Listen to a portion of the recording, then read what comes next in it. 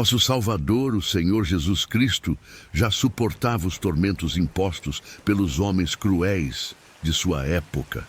À medida que nos tornamos conscientes das figuras por trás da terrível crucificação de nosso Redentor, como mencionado nos testamentos da Bíblia, somos confrontados com uma questão inquietante. O que aconteceu com aqueles que provocaram a queda do nosso Messias? Neste vídeo, vamos explorar as mortes trágicas dos homens que tiraram a vida de Jesus Cristo. Mas antes, peço que me ajude com seu gostei, sua inscrição e não esqueça de ativar o sininho para que não perca nenhum de nossos próximos vídeos. Agora que você fez isso, vamos começar com o infame governador Pôncio Pilatos.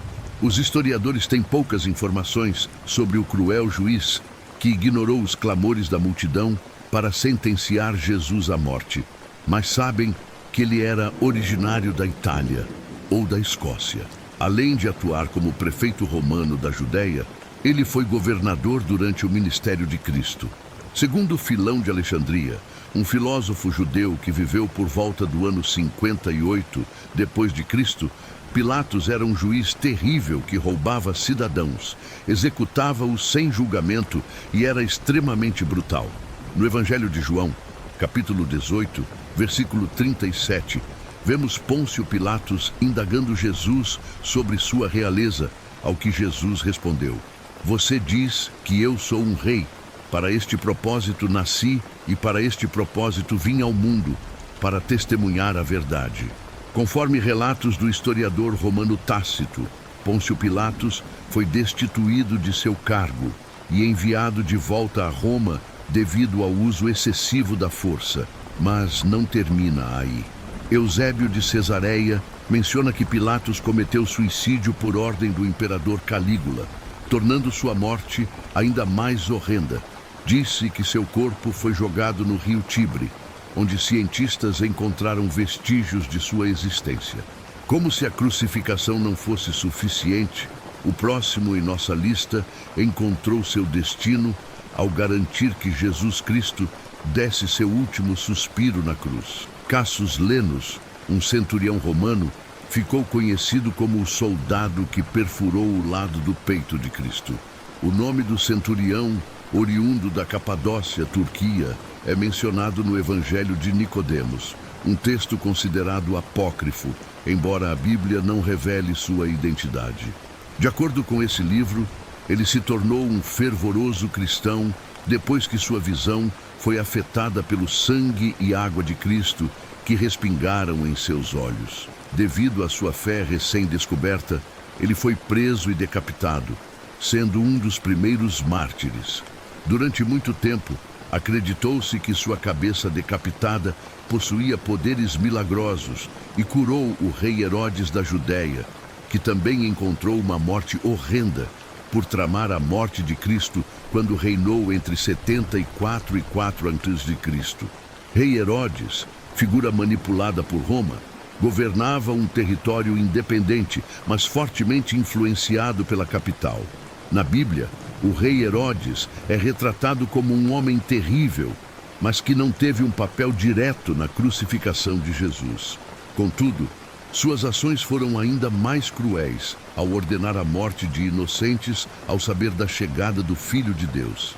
Ele estava determinado a eliminar nosso Messias antes que ele pudesse amadurecer, temendo a possibilidade de um concorrente ao seu trono, e por isso mandou matar todos os recém-nascidos em Belém com 2 anos ou menos. Uma voz foi ouvida em Ramá, lamentação, choro e grande pranto. Raquel chorando por seus filhos, recusando-se a ser consolada porque não existem mais, como está escrito em Mateus 2:18. A crueldade de Herodes não se limitou àqueles que estavam longe dele, pois também ordenou a morte implacável de 3 de seus filhos e uma de suas esposas. Você pode questionar o que faz sua morte digna de ser mencionada neste contexto. Especialistas acreditam que ele padeceu de problemas associados à gonorreia ou insuficiência renal, segundo Ian Riemann, da Universidade de Washington. Os relatos dos últimos dias do rei Herodes indicam essa condição. Ele sofreu com coceiras intensas e dores abdominais. Enfrentou dificuldades respiratórias, convulsões frequentes e teve uma infecção em seus órgãos genitais. Dada a gravidade de suas ações, pode-se afirmar que ele merecia uma morte ainda mais brutal por ter ceifado a vida de bebês inocentes apenas por medo de ser superado. Passando para outro homem que enfrentou uma morte horrenda nas mãos de seu parente, temos o imperador Tibério. Enquanto Tibério governava Roma de 14 a 37 d.C., os evangelhos não mencionam qualquer envolvimento seu na trama que resultou no assassinato de Jesus Cristo. Isso pode parecer irrelevante, mas 2000 anos atrás, a Judéia estava longe das preocupações de Roma. Isso indica que aqueles com alta posição em Roma na época não tinham conhecimento do que ocorria na Judéia. Como consequência, Pôncio Pilatos teve facilidade em levar adiante a execução de Jesus Cristo. Durante muitos anos, após a morte de Cristo, os imperadores romanos permaneceram ignorantes sobre seu trágico destino. Poderíamos argumentar que essa falta de conhecimento também contribuiu para a morte de nosso Messias. O historiador romano Suetônio relata que o imperador Tibério foi envenenado, faminto e sufocado com um travesseiro por seu sobrinho neto Calígula, que viria a se tornar um dos imperadores romanos mais notórios. Em seguida, encontramos alguém que se pode considerar como um amigo traidor, um dos seguidores de Cristo, o apóstolo Judas Iscariotes.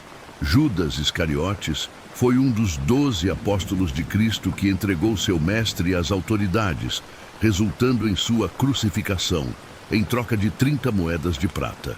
Judas propositalmente traiu seu mestre, levando os soldados romanos ao jardim do Getsêmani e beijando Jesus para que fossem capazes de identificá-lo. Em Atos 1,18 está escrito: agora esse homem adquiriu um campo com o prêmio da iniquidade, e caindo de cabeça, ele estourou no meio, e todas as suas entranhas se espalharam. Não muito depois de sua traição, Judas Iscariotes encontrou um fim vergonhoso, enforcando-se após devolver as moedas e arrepender-se de suas ações. Disse que seu corpo pendurado sofreu uma decomposição horrível, com suas vísceras quase explodindo. O próximo traidor da divindade também foi um dos discípulos de Cristo, o apóstolo Pedro. Embora a traição do apóstolo Pedro a Jesus Cristo não tenha sido tão drástica quanto a de Judas Iscariotes, ele ainda desempenhou um papel significativo na queda de Cristo. A história do apóstolo Pedro não é desconhecida para muitos de nós. Ele negou seu mestre 3 vezes enquanto Jesus estava sendo perseguido, quando uma serva lhe questionou e outras 2 pessoas perguntaram se ele estava associado a Jesus. Pedro, mesmo arrependido e lamentando suas ações mais tarde, negou Jesus nos momentos mais críticos antes de sua morte. Mas como você acredita que o apóstolo Pedro conheceu seu destino? A verdade é que não é muito diferente da forma como Jesus Cristo morreu. O apóstolo Pedro foi condenado à morte por crucificação pelo imperador Nero em Roma no ano 64 depois de Cristo, com o intuito de imitar a morte de seu Salvador. Entretanto, sentindo-se indigno de morrer da mesma forma, o apóstolo Pedro foi crucificado de cabeça para baixo, tornando sua morte ainda mais aterrorizante. Por fim, chegamos ao último homem responsável pela morte de nosso Salvador. Quando Jesus foi condenado à crucificação durante seu cativeiro, o sumo sacerdote José Caifás seguiu a tradição judaica, ordenando a prisão de Jesus no templo, até que um conselho de sacerdotes pudesse ouvir seu caso. Com a clara intenção do sumo sacerdote de eliminar Cristo imediatamente, Caifás executou seu plano em sigilo, e assim o veredicto foi anunciado nas sombras.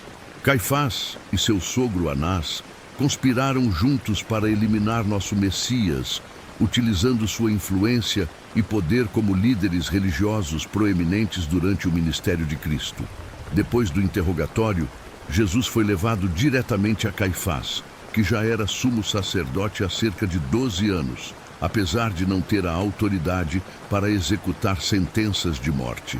Caifás acusou Jesus de blasfêmia e o condenou à morte com a ajuda do governador Pôncio Pilatos. Segundo a lenda, Caifás viveu muitos anos após condenar Cristo, mas passou seus últimos dias atormentado por imensa tristeza e arrependimento pelo que havia feito a Jesus, vindo a falecer por questões naturais em 66 depois de Cristo na ilha de Creta.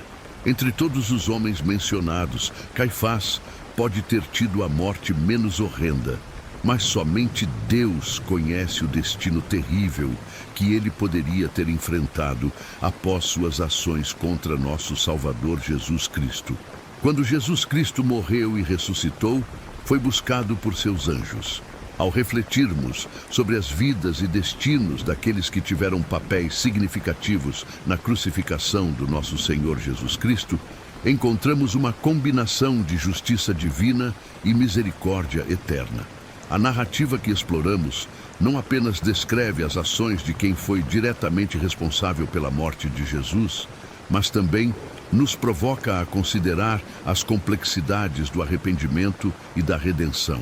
As histórias de Pôncio Pilatos, Cassius Lenos, Rei Herodes, Imperador Tibério, Judas Iscariotes, Apóstolo Pedro e José Caifás enfatizam uma verdade inegável. As ações humanas trazem consequências tanto neste mundo como no futuro.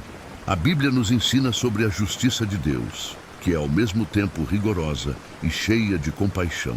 As mortes trágicas e as consequências eternas que enfrentaram aqueles que traíram ou prejudicaram o Filho de Deus destacam a gravidade do pecado e a realidade da justiça divina. No entanto, também somos lembrados do poder do arrependimento e da possibilidade de redenção, como demonstrado na transformação de Cassius Lenos e no arrependimento de Pedro após negar Cristo.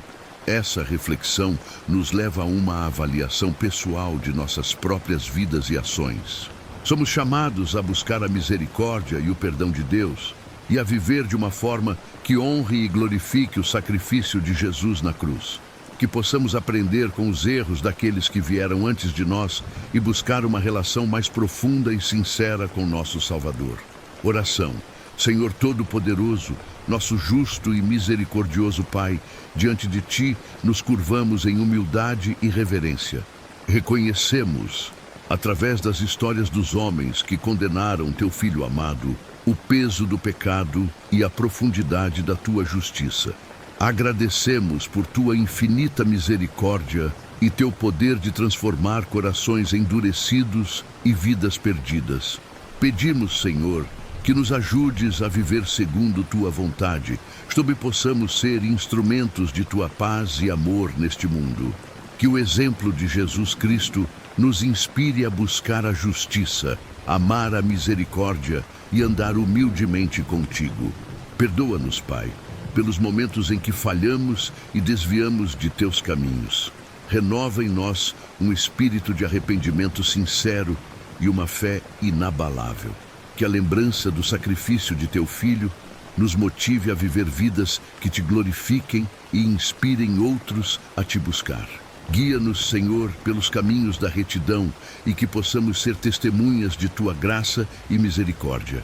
Em nome de Jesus, nosso Salvador e Redentor, oramos. Amém. Espero que tenha gostado do vídeo. Se este conteúdo foi valioso para você, peço que me ajude com sua inscrição para que não perca nenhum de nossos próximos vídeos. Compartilhe com aqueles que você conhece. Dê um like e deixe sua opinião nos comentários. Isso ajuda a expandir o alcance do vídeo. Juntos, podemos iluminar mais mentes e ampliar nosso entendimento. Obrigado por estar aqui e que Deus te abençoe.